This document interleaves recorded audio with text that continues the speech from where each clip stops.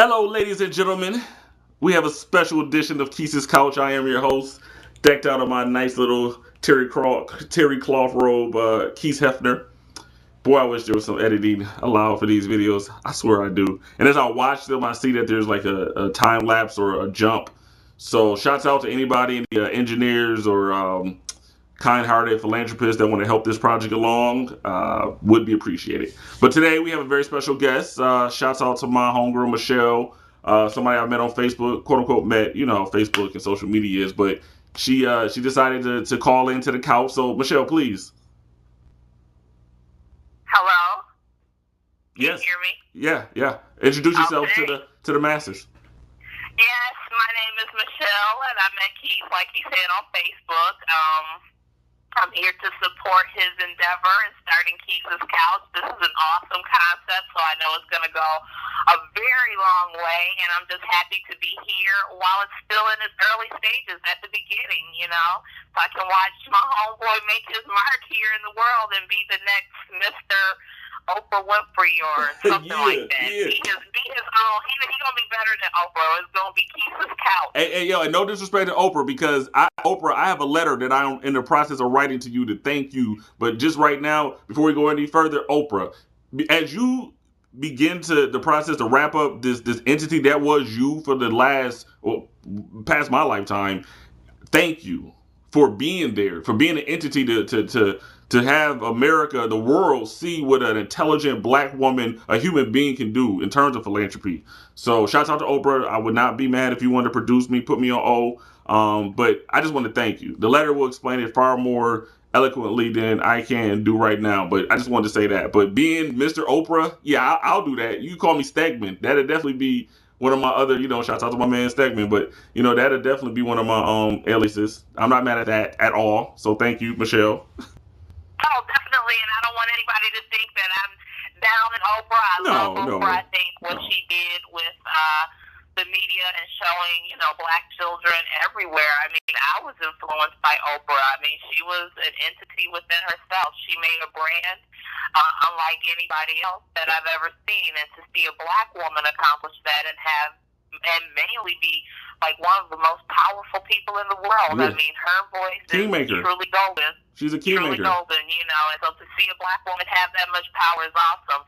But, we are always supposed to follow in our predecessors' footsteps, and in order to do that, we have to set the bar even higher. And so she has set that bar extremely high, and I can see Keith's Couch definitely making it there, or if not, there's nothing wrong with trying to even set the bar even higher. And so, listen, again, I don't mind being compared to Miss Sophia. Miss Sophia. I know that's right. I'm telling you, you know what I'm saying? The boys that come for me and try to bust me upside the head with a gun, and I'm going to wait 6 years in jail, come out and still hold down my family. So at the end of the day, I feel the love. And I think anybody out there can feel and get your attention, including Miss Winfrey. So that being said, what we want to talk about today, a pre-interview, and we went over a few things. And I mean, Michelle, I could talk to you for hours. I mean, is a fellow English major, a native of Buffalo, New York, someone who, as we discussed and on Facebook to know each other, we have so many similar views. It's like you from another. You know what I'm saying? Like, I know. It's crazy. And there's a lot of people out there that's like that. And if you know who you are, I feel you like that too. You know what I'm saying? Both hands. And the thing, in 2 weeks, my name is Professor X, but those who don't know, if this is your first time tuning into the couch, Professor X, PROPHESAX, that's my alias as a rapper and a poet. The thing is, Michelle, for those who don't know about the X-Men and the allegory that it provides and has since the 1960 civil rights movement when it debuted as a comic book, the X-Men tell the story of these mutants, and it's an allegory to civil rights. I mean, Professor X is Martin Luther King, and Magneto is Malcolm X. Now, in terms of the movie that's coming out June 3rd, it's called X-Men First Class. So, Michelle, I had an epiphany earlier when we were talking about how Qic's Couch and I'm Just Saying and Facebook is all coming together. Me being Professor X, the movie is about him bringing together the X-Men. It's about him meeting Magneto and the two of them building a school and creating a foundation of something that has lasted for well over 40 years. And this is the story how something could be. So endearing. Like Professor X, he's a mutant. He's the most powerful telepath. His ability, earlier we were talking about what his ability is, reads not only minds, but he can control minds. He can influence minds with just the power of his mind. And so, although he's in a wheelchair in the later versions of the story, in the beginning, he wasn't in a wheelchair. He was just walking around making people do whatever the hell he wanted them to do. And he had to learn humility. He had to learn self-control so as not to abuse his ability. But he was a shepherd that brought other mutants, other people who were called weirdos. Earlier we were talking about going to private school. Shouts out to Nichols, Holy Angels. Very much so. Holy Angels.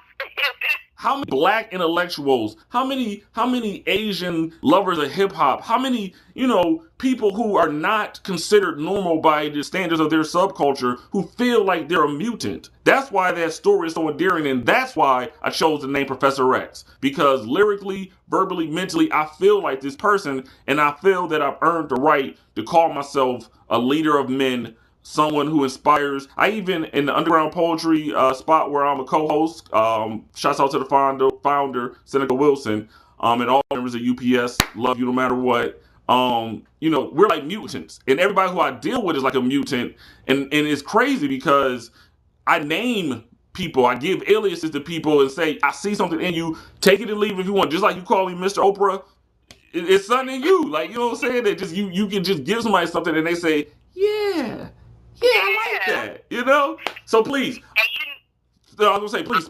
No, I was gonna say, please, go where you want to go. This is your time. Like, I gotta learn how to interview people and actually let them talk. So please, now that I set it up, take it away. Well, when you were speaking of inspiring people and getting people to do what he wanted them to do and control their mind and get people together and bringing the mutants together, it's very funny that you say that because that's exactly the concept I was thinking. I wrote a poem about you as Professor X. Okay. If you recall. I don't know if you remember it. I don't know. Is it in Poets? It was posted in Poets. It was called Professor X, and I think I said something about the word is the armamentarium or something. But you said you had to look up armamentarium before. Yeah. I remember. This is a while back. I do remember that. Mm-hmm. A very long time ago, yeah. And that name suits you correctly because you inspired me to start writing poetry. Now, I had never written a poem a day in my life. Really? Even though my poems are still very in their early stages of me learning poetry. I've read it for a long time, but how to create it was something that was abstract to me. And I've always been able to write well. But poetry, again, was something that I didn't think was my forte. So you inspired me to do that. And through meeting you and how we met on Facebook, I don't know if you recall, but I had made a comment in reference to love and emotions, and you had said it had something to do with olfactory cells. And I asked you, what the heck are you talking about? What do olfactory cells have to do with that? Yes. And you you being who you are and being aggressive and being very, naturally Qis, as I learned over Facebook, you kind of were like, girl, you came at me, and another person gave a reference, and I was like, oh, okay. So I could totally see you bringing together people, and when I saw Qis's Couch episode 1, I just knew that it was going to be something great, and it was just something that I felt as though I did not meet this person on Facebook arbitrarily. I believe that everything happens for a reason. Yes, me too. And I said by meeting you and writing my poetry, I was able to get into my program of choice, which writing, with English lit minor and everything. And so, my life has taken such a change and the direction that it's going in, and I've just been so immensely happy because of it. And you played, subconsciously a big part in that, just from the little things that happened over the course of us meeting on Facebook. So, yes, I definitely think that you bring together the so-called mutants because I am somewhat of an oddity. I'm a black girl who lives in the hood, who kind of wears these dreads, and people think when they see me coming, oh my gosh, and then they hear me open my mouth and they're like, oh, really? Michelle, I feel like you set me up. You got me on this camera blushing and looking like a fool. You have me so... I don't even know how to react. Huh? You should be, because it's the concept that's off the cuff It's that it has, crazy. it has the potential to be great, and it's still in its early stages. And one day we are going to look back at these interviews and we're going to laugh.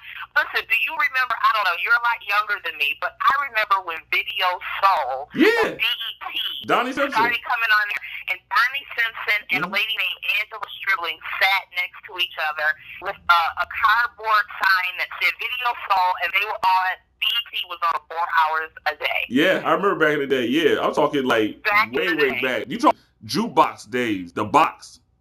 No. Before that, I know. Even before that, I know. But the evolution of hip hop music and TV, you taking it way back. I know. Believe me. I remember Donnie Simpson, Video Soul. Video Soul, and I think you probably would have saw, because I think BET aired when I was 5 years old for the first time. So since 6 years older than you, I got a little jump on you on that one. But when I say it was something that came on, I remember when BET only came on for an hour. Wow. Just the station itself only came on for an hour, and there was no station. So to see that come from where it was to where it is now, as a corporation, a brand, right? I definitely, could see Qic's Couch doing that. And maybe, hey, maybe I'm just. Maybe people are out there calling me crazy. Well, guess what? Listen, crazy is saying, I remember, I don't remember the comedian who said it, but imagine the way Alexander Graham Bell said when he said, I want to invent something that allow me to talk to people who ain't even here. And that's crazy because now we have a cell phone, which allows this conversation. So, my favorite quote from any poem is much madness is divinest sense. And it's the idea that if you really that crazy, maybe you just see something that people can't. You're a visionary.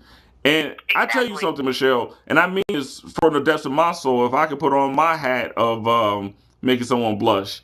The thing is that someone like you and all those people who support me and who encourage me, those angels that are out there, I always consider myself a muddy angel. I'm an angel in the dirt and the mud of my own selfishness and I'm thrashing around trying to get back to heaven. But other angels that are cleaner than me, the way you just spoke and gave yourself to that, that humility and that compassion, that's a clean angel. And I just want to thank you because my success will be because of words in this video and those people like you who support me and who uplift me, because I am a entity. I'm a brand. I'm something that people can get behind and support. I understand that this video will be the last video if no one watches it, if no one likes it or says when's the next video. That's it. I'll go somewhere quietly and write Children of the Illuminati, my magnum opus, and then y'all never have to me again. But you gonna give up all this right here? Okay, let me stop. I'm wilding. But the thing is, I only exist because I've been asked to.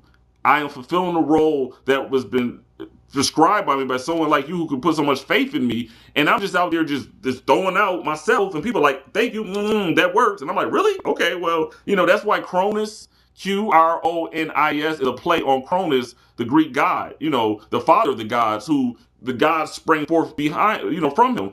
My names are a little egotistical, calling myself the father of the gods, Cronus, and Professor Red. This is, why can't I be Wolverine or Zeus? Why at the top of